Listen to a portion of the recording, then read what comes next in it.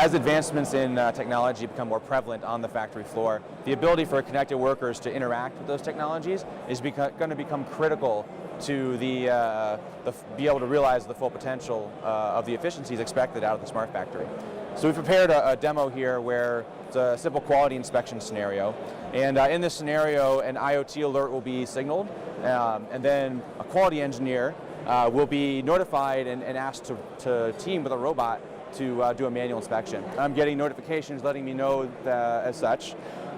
So now that I'm here, I can go ahead and do my manual inspection. I can see that we got a couple different pieces here, so it probably needs rework. So I'm going to go ahead on my quality management system, hit reject.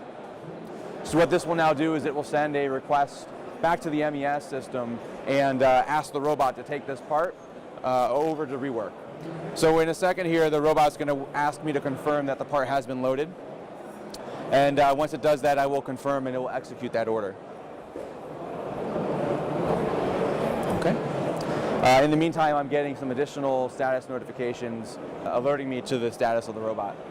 So again, as these processes scale in complexity, the ability to handle this coordination is going to be imperative to making those connected workers a natural extension of the smart factory.